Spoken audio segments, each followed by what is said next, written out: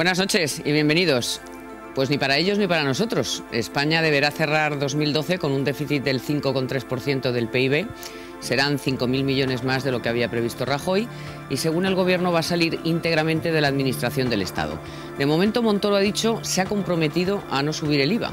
Ya veremos de dónde salen los 5.000 millones. De momento los sindicatos y el PSOE están calentando la calle con discursos impresentables que por supuesto distorsionan la realidad. Después escucharemos a Martínez, el secretario de los UGTistas madrileños. Bueno, distorsionan, como les decía, la realidad de los objetivos de la reforma laboral para ganar ese 29 de marzo en esa huelga general que desde luego en absoluto le conviene a España. Aquí lo que ocurre es que pierden poder, pierden dinero y hay que decirlo así de claro. La preocupación por los parados no está ni en las pancartas. Fíjese que el lema principal de esa pancarta es quieren acabar con todo. Y yo lo que creo es que quieren lo que exactamente les ha hecho, se les ha ido un poquito, como se dice, el subconsciente, el inconsciente, porque en realidad queremos acabar con todos sus privilegios y que se financien con sus afiliados. Pero en fin, efectivamente ojalá los sindicatos hagan a partir de aquí lo que tienen que hacer, que es una reflexión sobre su papel en una sociedad moderna y se financien, como les digo, no con nuestros impuestos, sino con las cuotas de sus afiliados, que por cierto cada vez van siendo menos. Hablaremos de todo ello, también de la macrooperación de pago a proveedores. Lo haremos además con Lorenzo Amor, que es el presidente, como saben, de ATA, Asociación de Autónomos. Y lo haremos en un minuto. Antes, como siempre, les voy a ofrecer algunos datos que nos ha dejado la semana.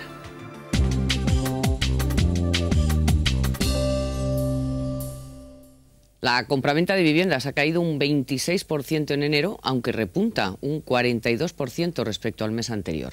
La inflación ha subido una décima en febrero, mientras aumenta la preocupación de los ciudadanos por perder su empleo.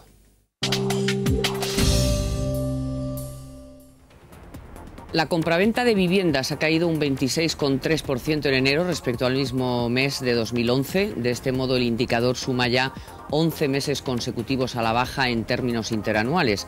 No obstante, respecto a diciembre, la compraventa de viviendas ha subido más de un 42%, unas 10.000 operaciones, según los datos que ha ofrecido el INE.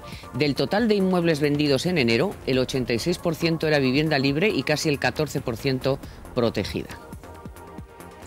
4 de cada 10 españoles, en concreto el 41%, tiene miedo a perder su actual empleo.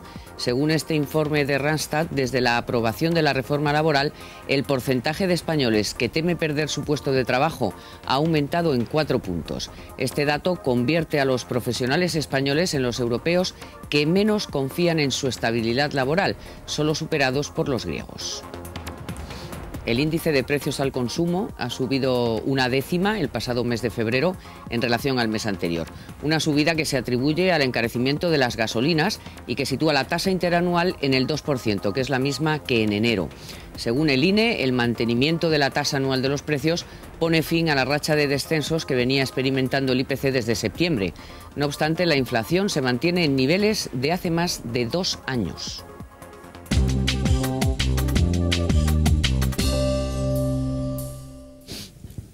Bueno, y como les adelantaba, nos acompaña hoy Lorenzo Amor, presidente de ATA. Muchísimas gracias por estar con nosotros. Muchas gracias. Yolanda Gómez, que es ya, les digo, redactora jefe del diario ABC, que ya se lo tenía merecido. Hola, enhorabuena y muchas gracias por venir. Y el profesor Raga, siempre bienvenido. Muy buenas noches. Una pareja, Yolanda. Mi pareja de hecho. Eso es. Bueno, pues Lorenzo, vamos a hablar primero, y si os parece luego comentáis también vosotros, lo más importante que yo creo que ha ocurrido en las últimas... O sea, la reforma laboral es muy importante, pero no sé, es mi opinión, no sé lo que piensas tú, es muy importante la reforma laboral, pero creo que la macrooperación de pago a proveedores es una cosa tan tangible, tan inmediata, ¿no?, que me parece muchísimo más relevante en este momento que lo que pueda ser la reforma laboral. No sé qué piensas. Sí, no, es evidente. Va a suponer una inyección importante para la economía, un salvavidas para muchos autónomos, muchas pymes, algunos de los cuales ya habían perdido toda esperanza en cobrar, y desde luego esto va a ser un freno importante a la destrucción de empleo.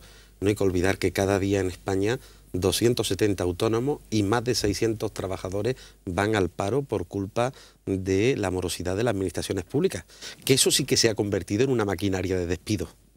En estos momentos, y yo no he visto ninguna manifestación, pero a lo largo de estos últimos años, 350.000 autónomos y más de 700.000 trabajadores han ido al paro por culpa de los impagos de las administraciones públicas. Y hay quien todavía no entiende que aquí hay que hacer ajustes, que no se puede gastar más de lo que se ingresa. Pero claro, pensar que en estos momentos 1 de cada 4 autónomos tarda más de un año en cobrar sus facturas, el 60% de los autónomos y las pymes se ven afectados directa o indirectamente por la morosidad, y este plan va a suponer pues un balón de oxígeno importante para 1.400.000 autónomos que esperan como agua de mayo que le paguen.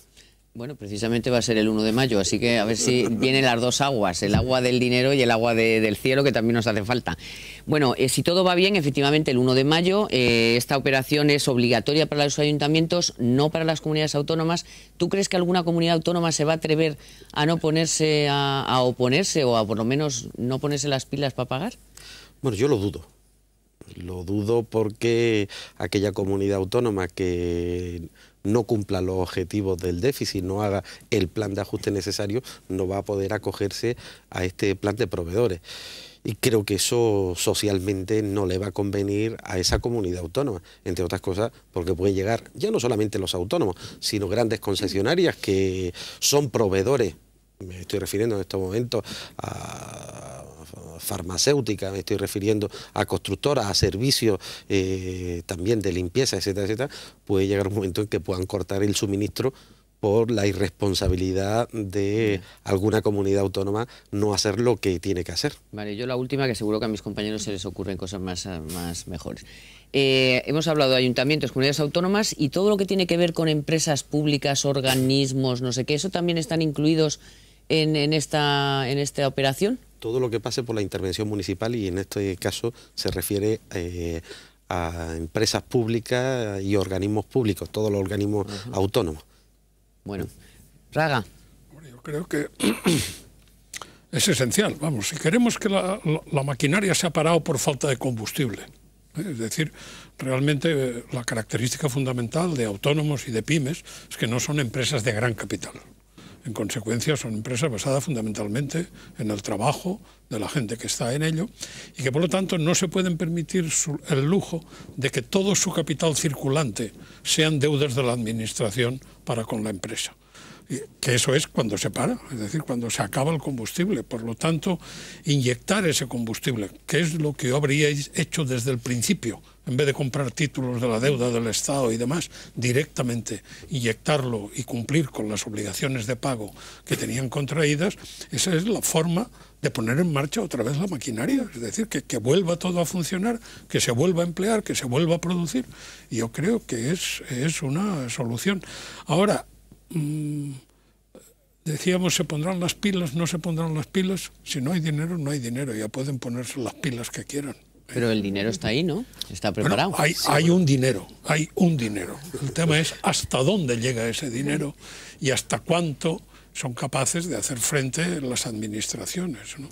Bueno, de momento son 35.000 millones de euros, esperemos, y eso sería buena señal de que se llegue con 35.000 millones de euros. Lo malo sería que aparecieran más facturas que no estén. Eso sería complicado, porque indudablemente sería un déficit, entre comillas, no registrado, ¿no? Claro, bueno, pero y esperemos que eso no sea muy habitual. Ahora, también es cierto que va a haber un compromiso del Gobierno en cuanto a que en el año 2013, a partir del 16 de febrero, la Directiva Europea sobre Morosidad obliga a vigilar los estados a que se paguen por parte de la Administración en 30 días, y la Comisión Europea ha sido muy tácita y clara en este aspecto. Aquel estado que no cumpla la ley de morosidad será sancionado. Claro. Y por tanto, ahí habrá que estar muy vigilante. A lo mejor no nos han sancionado por la desviación de déficit, pero nos pueden sancionar y nos pueden sancionar por los corralitos que estamos viviendo, porque los proveedores lo que estamos viviendo es un corralito, ¿no?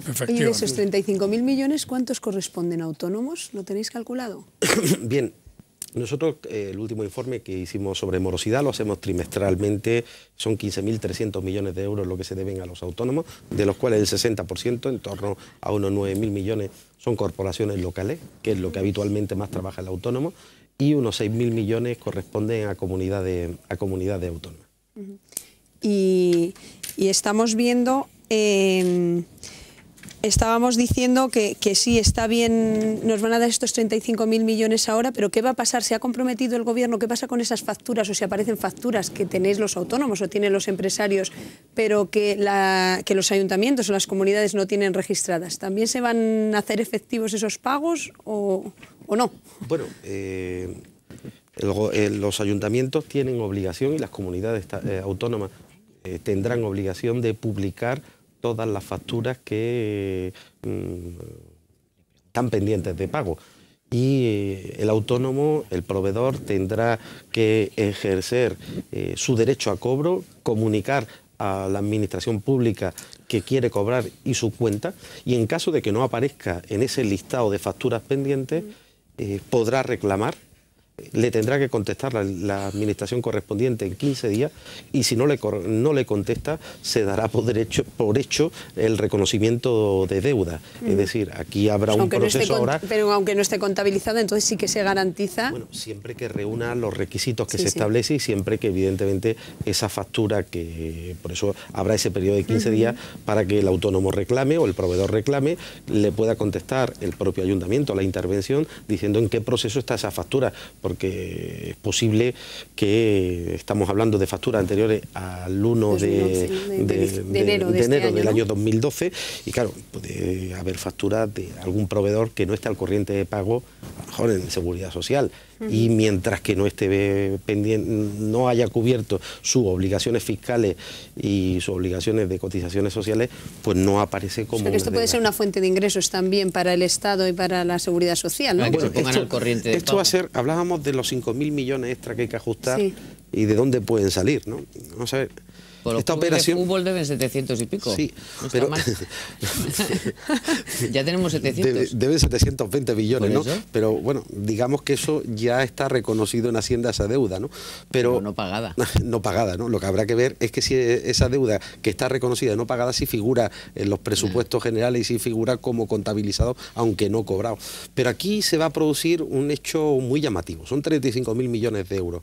Hay muchos proveedores que, al ver que no cobraban, han solicitado la compensación de IVA o la devolución de IVA, con lo cual va a haber muchas facturas que se van a pagar que van a venir obligadas a tributar IVA, claro. Y a liquidar IVA.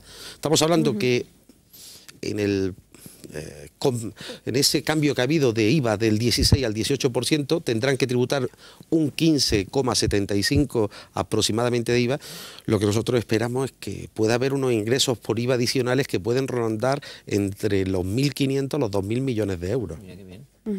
Bueno, para una pincelada tuya de la reforma laboral, hoy precisamente en el Congreso es de lo que iba otra vez el rifirrafe Rajoy-Rubalcaba. Vamos a escuchar ese rifirrafe y te pedimos tu opinión. Señor presidente del Gobierno, ¿está dispuesto usted a hacer modificaciones en su reforma laboral? Esta Cámara convalidó la reforma laboral con el voto favorable de cerca de 200 diputados la semana pasada y además decidimos tramitar la reforma como proyecto de ley. Si no hubiéramos querido, pues no lo hubiéramos hecho. Naturalmente, aceptaremos aquellas que nos parezcan razonables y que sirvan para mejorar el objetivo, que es el del crecimiento económico y la creación de empleo. Sabemos también que la reforma ustedes la tenían bien pensada, aunque no anunciada.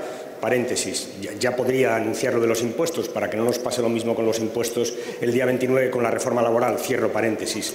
Lo sabemos. Sabemos también que hay alternativas y los sindicatos han presentado unas cuantas. Por ejemplo, han presentado alternativas a su contrato, ese que crea el despido libre durante un año. Han presentado alternativas a las fórmulas alternativas cuando hay desajustes o desencuentros para reformar las condiciones de trabajo entre empresarios y trabajadores, también para la ultraactividad. Alternativas que buscan restablecer un equilibrio que usted ha roto con su reforma laboral. No comparto su opinión, señor Pérez Rubalcaba. Nosotros hemos hecho una reforma laboral porque había 5 millones más de personas en España que no podían trabajar, porque más de la mitad de los jóvenes españoles no podían trabajar, porque más de 1,5 millones de personas o de familias tenían todos sus miembros en paro, porque cada vez aumentaba más el desempleo, porque éramos el país con más desempleo de toda Europa. Yo estoy dispuesto a negociar y de hecho estamos hablando. ¿Y por qué no puede haber reuniones técnicas? Son las reuniones que tiene que haber para tratar de los temas que que forman parte del Real Decreto Ley. Ustedes mismos nos anuncian un texto alternativo. Oiga, presenten el texto alternativo. Ahora no pretenderán, como reza el texto de su pregunta, que le aceptemos su texto alternativo, porque estamos convencidos del nuestro. Y le voy a decir más, señor Pérez Rubalcaba.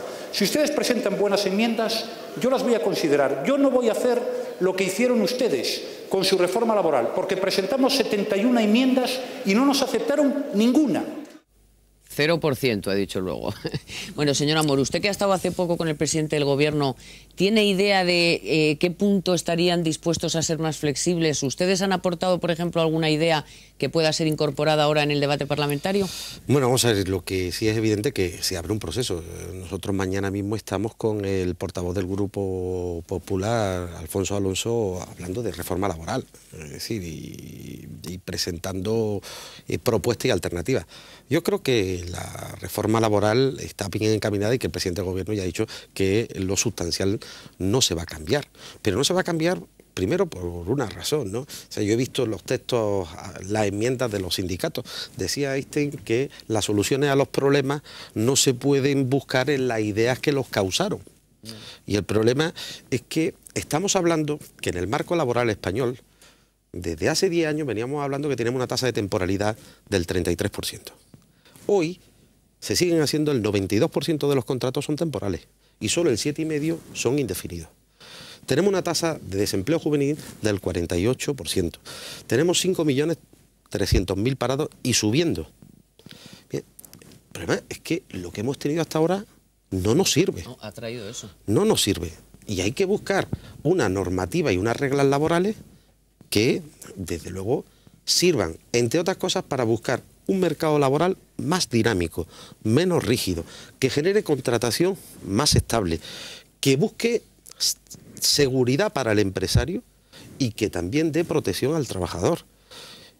Yo cuando digo hablar es que desaparecen los derechos de los trabajadores, ¿no? Mire usted, ¿quiere decir usted que los derechos de los trabajadores en Europa no son considerados como los españoles?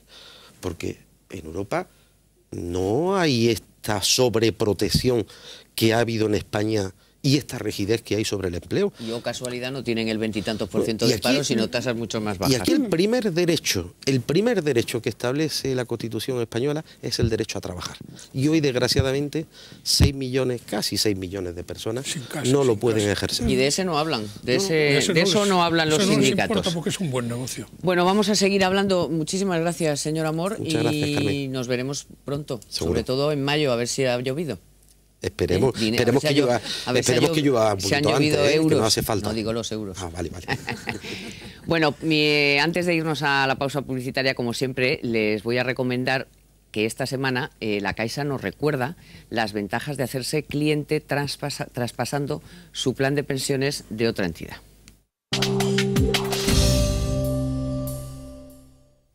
Solo con el traspaso de su plan de pensiones obtendrá cuenta corriente en la Caixa, sin comisiones, tarjeta de débito y acceso a línea abierta.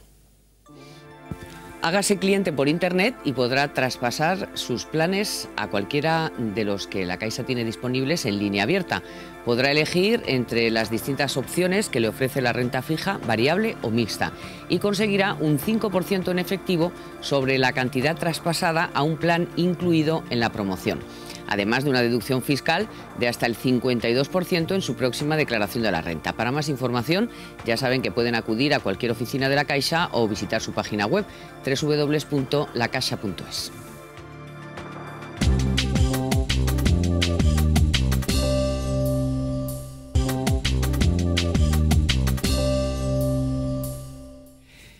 Bueno, ya saben que ayer el Eurogrupo pidió a España, bueno, les decía un poco al principio, pues ni vosotros ni nosotros, que la cosa se quede en el 5,3%. Ya saben que Rajoy quería el 5,8% y que lo anterior era el 4,4%. Entonces, pues bueno, el caso es que hay que, eso sí, ajustar las cuentas 5.000 millones más de lo que había pensado Rajoy.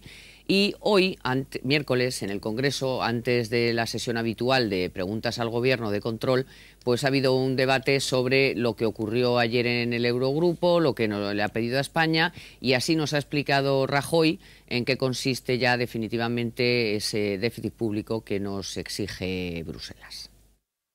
La corrección de la situación de nuestras cuentas públicas es condición necesaria para superar la crisis aunque en el corto plazo tenga un costo en términos de crecimiento. Lo sustancial, señorías, es que se ha admitido la modificación del 4,4 fijada en 2009 y ratificada en 2011 por una cifra más racional y asequible, el 5,3. Por lo tanto, se ha reconocido la solidez de nuestros argumentos, aunque se nos ha pedido un mayor esfuerzo este año y un menor esfuerzo para el año que viene. Y conscientes de que tenemos que mantener siempre el máximo nivel de coordinación y consenso con nuestros socios europeos, hemos decidido aceptar este planteamiento. Planteamiento que supone un aval al principio de ajuste realista y equilibrado que defendía el Gobierno español y que ha sido entendido y apoyado por las instituciones europeas. Todas las administraciones tendrán que hacer un esfuerzo en esta dirección, pero se ha decidido que la parte de ajuste adicional del 0,5 puntos para 2012 sea asumida, como dijo ayer el ministro de Hacienda en esta Cámara, en su totalidad por la Administración central, pero a su vez las administraciones territoriales deberán hacer un esfuerzo mayor en 2013. Bueno, y esto era lo que decía la portavoz de Economía del Partido Socialista. Yo creo que ayer lo que sucedió es que Bruselas estranguló un poquito más a la economía española y hoy el Gobierno lo ha aceptado. Nosotros exigimos a Rajoy y al Gobierno que no lo acepte. Le pedimos que se deje la piel en la negociación de la flexibilización del objetivo de déficit. No solo del objetivo para el 2012, sino también de la flexibilización del calendario de déficit.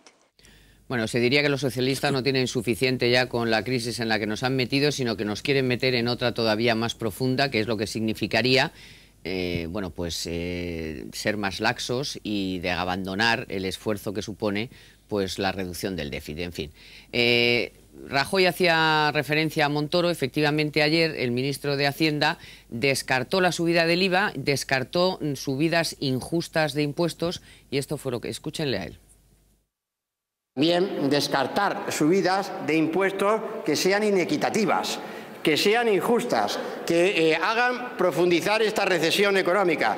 Y, por tanto, señorías, vamos a hacer lo que estamos haciendo desde el comienzo de esta legislatura. ¿Renunciar a proyectos de gasto? Sí. ¿Hacer uso de instrumentos fiscales? Sí, pero de una manera ponderada, equilibrada y justa socialmente, señorías. Bueno, dijo claramente que el IVA le parecía injusta, que la subida que efectivamente además se produjo en el 2010 era injusta y que ellos no iban a repetir por ahí. ¿Qué se os ocurre que es esto de instrumentos fiscales? Es una cosa complicadísima. Tú cuando hablas con ellos, porque bueno, o sea, yo ayer después de estas declaraciones hablabas con sus asesores y decías, bueno, vale, o sea, está claro que no vais a subir el IVA, es verdad que el señor de Guindos lo había dicho previamente en Bruselas. Nosotros en ABC publicamos una entrevista el domingo que ya nos decía que no, que este año no. Al año que viene no sabemos, pero este año no. Y entonces preguntábamos, ¿y entonces qué es? Puede ser, mira, el señor Amor nos ha dado una pista, porque a mí lo que me decían ayer asesores del ministro es, por ejemplo, es que hay muchísimos aplazamientos, y puede ser por lo que nos decía Amor. Hay muchos aplazamientos de pagos de empresas que llevan años aplazando los impuestos. Y, por ejemplo, con si ahora van a cobrar de las administraciones, pueden ponerse al corriente de pagos. Se estaban planteando también, por ejemplo, deducciones en el impuesto de sociedades, que sabéis que hace años, o sea, el gobierno socialista ya se lo planteó, que es verdad que la recaudación por el impuesto de sociedades está cayendo muchísimo más de lo que han caído los beneficios empresariales. Entonces, los inspectores de Hacienda, sobre todo, llevan ya años denunciando que hay muchas deducciones a la internacionalización, algunas deducciones que solo se aplican a las grandes empresas y que está obligando, o sea, y que ha provocado una caída enorme de la recaudación. Entonces, a mí en Hacienda me reconocían que sí puede haber algo de esto encima de la mesa, pero la conclusión a la que han llegado es que les da muy poquito dinero. Entonces, yo no sé hasta qué punto les va a merecer la pena meterse en ese embolado. Si os acordáis, también la señora Salgado, a finales del año pasado, hizo también un truco contable ahí de adelantar el impuesto de sociedades y de buenas a primeras los pagos del impuesto de sociedades, recaudó 2.000 y pico millones en 2011 2011 que correspondían a este año. Entonces, a cobrarlos ahora. Yo no sé si están pensando en algún truco contable de estos que nos permita adelantar impuestos, pero lo que te dicen es que va a ser sobre todo por el lado del gasto. Lo que yo no tengo tan claro es hasta qué punto están dispuestos a hacer lo que deberían hacer, y antes lo comentábamos, ¿no? En maquillaje lo comentábamos el profesor Raga y yo. O sea, la verdad es que la crisis es una buena oportunidad para acabar con tanto despilfarro, con tantos prestación de servicios duplicadas, con un montón de grasa que tienen las administraciones y que está sobrando. Lo que ocurre es que yo tampoco sé si eso se puede hacer del día a la mañana y además consigues un dineral. Es un momento excepcional, puesto que el gobierno de España es el mismo, en fin, lo preside el mismo partido que ahora mismo está prácticamente, bueno, pues sí, a lo mejor a partir de marzo incluso en Andalucía. Quiere decir que tienes más posibilidades de poner orden entre los tuyos que no si cada uno es de su padre y de su madre, ¿no? Es un momento fetén. Dios te oiga eso de Andalucía. No, es cierto. Yo creo que en un presupuesto hay, estaba refiriéndose Yolanda hace un momento, a lo que llamamos gastos fiscales. Es decir, aquellos que son incentivos para algo, pero que sí que son gastos y que muchas veces incentivan muy poco. Lo único que ocurre es que, lógicamente, el perceptor del incentivo, el perceptor del gasto fiscal, se beneficia, por lo tanto, encantado, pero no por ello se investiga más, no por ello la investigación es más puntera, no por ello vendemos más tecnología, y sin embargo hay un gasto fiscal muy importante por ese camino, por la incentivación del I+D+I, ¿no? Entonces, el racionalizar todos esos gastos fiscales pueden efectivamente reducir su volumen en cantidades significativas. Pero yo apunto más. Hombre, Montoro ha dicho claramente que no va a subir impuestos que supongan una injusticia social o que distorsionen el proceso de crecimiento económico que se está pretendiendo. Lo cual quiere decir que todavía quedan, por ejemplo, los impuestos sobre consumos específicos. Pero que otra vez los carburantes, el tabaco y la... Tabaco, alcohol... Claro, pero ahora mismo carburantes, por ejemplo, con la que está cayendo y lo caro que está eso. Pero es dinero, es dinero. Bueno, pero quiero decir... unos cientos de millones, yo estoy de acuerdo con Montoro respecto al IVA. El IVA es un impuesto que incide fundamentalmente en las rentas bajas, en aquellos que toda su renta la dedican al consumo.